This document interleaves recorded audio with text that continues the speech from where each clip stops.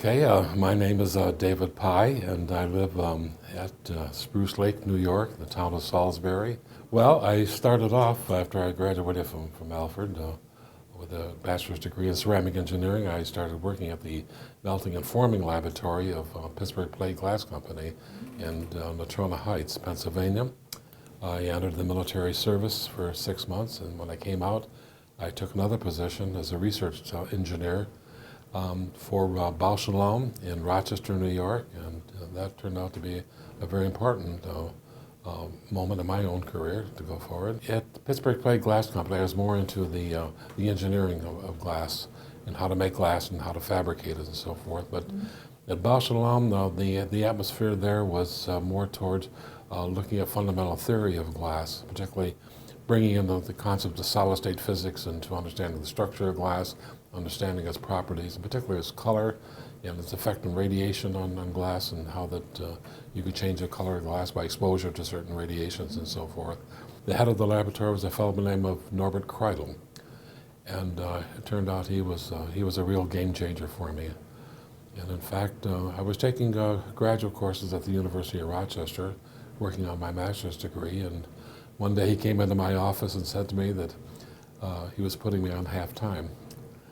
And of course I was stunned when he said that, and he said the reason why is that we're going to send you to graduate school. And they did that. But this all happened within about a week. I was asked to interview at Corning Glassworks. I did, and the same week I was asked to come into the dean's office of the New York State College of Ceramics, where I was asked if I would like to stay on and teach. And I used to teach in the Army when I was in the service, and I enjoyed that, and so here's an opportunity to do that again. And that turned out to be a very fulfilling mission.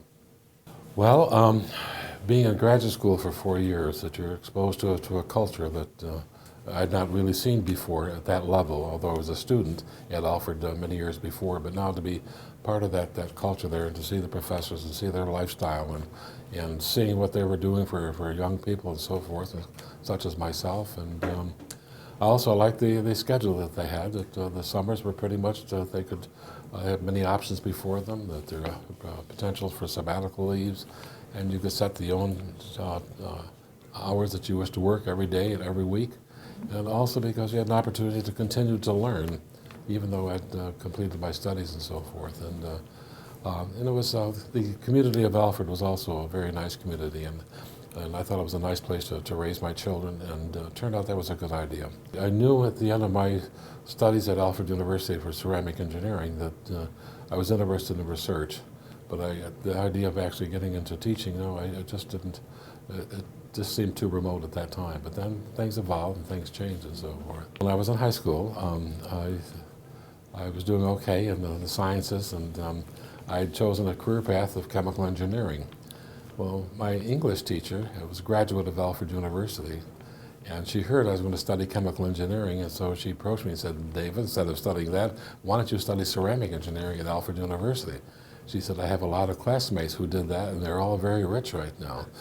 Well, when you're 17 years old, that sounds like pretty good advice, and so I went into ceramic engineering, and it was close to chemical engineering, a lot of math, a lot of physics, a lot of chemistry, and so it was just, again, one of those forks in the road that came along, and there it was, and I took it. Well, again, looking at the career opportunities that came out when I graduated from Alfred, there were some in various fields, refractories and metal ceramics and things like this, and the nuclear ceramics.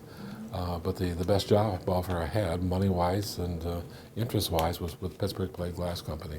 So I chose to go there, and then all of a sudden began to realize this is a tremendous field with rich in culture and history and interesting and lots of unsolved problems, and so there I was. It was quite eye-opening for me. He cared a lot about young people. Just an interesting guy all the way around, and but he's also a good scientist. So he could understand the problems and explain them and ask the good questions. And he always sat in the front row of every conference he went to, causing a little bit of fear and intimidation to the speakers. Here was a renowned glass scientist sitting right there in the first row, but he did it and did a good job at that. So he followed my career, and he asked me for a few favors later on in my career, which of course I gave back to him without hesitation, and including one time he called and asked me to take over the organization of a conference on boron and glass, the oxide, boron and glass, and he was going to go to Europe, but he was running out of time to do that, and so I said, of course I would. And from that conversation, we actually established the university series, conference series on glass science. Yeah, and it was a tough time when he passed away. I remember we had invited him to come to campus, and we knew he was taken ill. But I could not bring myself to call him and tell him, don't come. So he came. He was not strong enough to come over except for the time he's going to lecture. And so my students would go over and read to him the New York Times in the morning, all right, and then bring him over to class in the afternoon. And so it was a very special time. And then he passed away just a short time thereafter. He helped me and wanted to help others, and now here's this Cradle Award. Well, tremendously proud. Well, as I mentioned, that we're looking at the bringing in of the fundamentals of solid-state physics into glass science and into glass science and engineering. And there were lots of questions, fundamental questions about how far you could apply theories that related to crystalline structures that would carry on over into non-crystalline structures, such as that you have with glass. And a lot of controversies at that time. There also was a great controversy over the structure of glass. At one time, it was thought to be a completely random network of atoms and so forth, but then later on, people began to say, no, there's a clustering of these atoms together, giving it microstructure, and trying to understand the thermodynamics behind that, what would cause that. That was a great challenge, and also I found out that just before I went to graduate school, that there had been achieved the controlled crystallization of glass, and so there was real serious questions on how did we understand how that took place and so forth, and until this day we still argue over that matter. Right? Oh yes, well there was lots. There was Guy Rendon from Penn State, there was Doremus and Mackenzie from RPI, and many of my contemporaries as well too, at Alfred and also across the world. Young people such as Helmut Schäfer from Germany, and Adrian Wright from Great Britain, and so forth, and then another great young person, Angelo Montanaro from Italy, right? And so these are people I happen to meet, and later on, Edgar Zanuto from Brazil, right?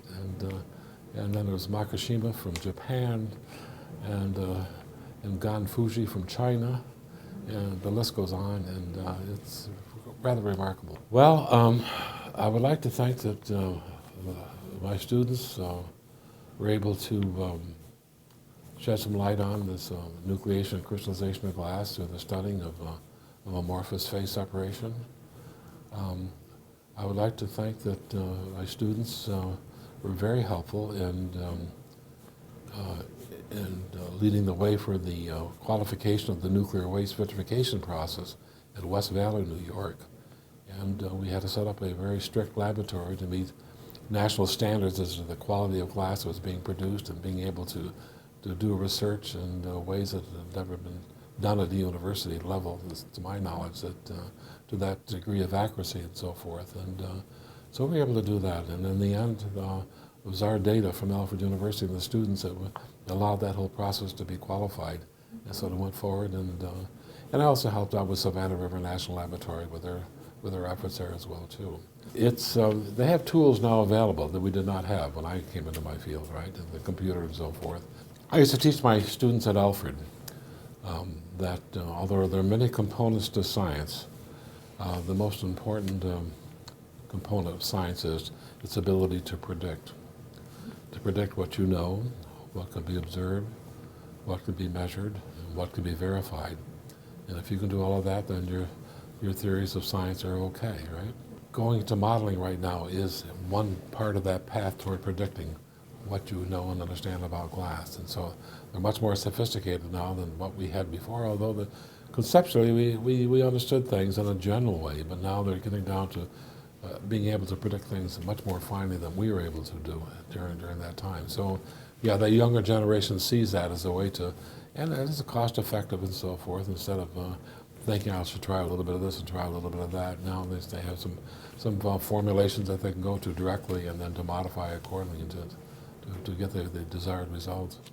But I will say this though, as I look back on my career in teaching, I begin to think of what a wonderful thing it was, and that these young people would come into my life, right? And in many ways I would act as a surrogate parent to them, because they're from all over the world, and there's some challenges that they had to meet and so forth, and I always felt I owed so much to their parents, okay, to come in there and try to be a good influence on what they were doing and what they would become. And I would say I'm very, very proud of the students I had who were working with me, and those who are in class, and those I mentored along the way. Some of them have gone on to achieve things that I probably never could do in my life. The most satisfying aspect of my career was that I think that being able to teach at the university and to raise my family in a community that was an enlightened community, and to let them grow and to become what they wanted to become. And so I think that was probably the most important thing of my whole career, was what I was able to do for my own family and my own children. Yeah, if I had to offer a framework, I would say that, and I think this goes back to Oscar Wilde, who made a remark one time, and that is that there are some people who see things as they are and say why. Other people see things as they might be and say why not. Well, I'm in the latter category, right? And it's always looking down the road, what's possible. And over the years, you know, that we joke among ourselves that you're going to run into people when you propose something, and the first thing they'll tell you, it can't be done, it costs too much, the timing's wrong, the budget is tight. And besides, we tried that 25 years ago, it didn't work then, it's not going to work now. And you say, really? But yeah, so that's a framework. I mean, it's to look beyond what you're doing, what might be possible. And for those people working in industry or the university, my suggestion to them is love your job. Okay, I've seen cases where people did not care for the job, but still stayed in it for many, many years beyond. And you know, after a while, resentment builds. That don't do that. If you don't love your job, then then find something else that you would like to do. To make sure that you understand the literature, all right, and to, even if you're not involved in research or teaching, you still should be involved in the scholarship. And if you can do that, then you can speak with more authority in what you're doing in your own job, right? And it's not only the science, but also the engineering. The new things that are coming out about engineering, opportunities which are there that you can bring and be knowledgeable in your position of what you're trying to do. That would be my strong advice. Still coming back to the ability to predict the properties of glass based upon the structure of glass. And that whole question of the structure of glass is much better defined now than what it was before, but it's still, you'd like to be able to know that if I replace one atom by another atom, what will be the effect on the properties and so forth. The parting thought is that all of us have to take a great deal of satisfaction in the place that the society finds itself in right now. You've got an art component, you have an engineering component, you've got a good leadership, and there's a good attitude, and there's a sense that we're going forward, and that, you know, that's a wonderful feeling. And if I've helped in some small way over the years to make that possible, then I take some satisfaction with that. But compared to what other people have done, what I've done is probably relatively small.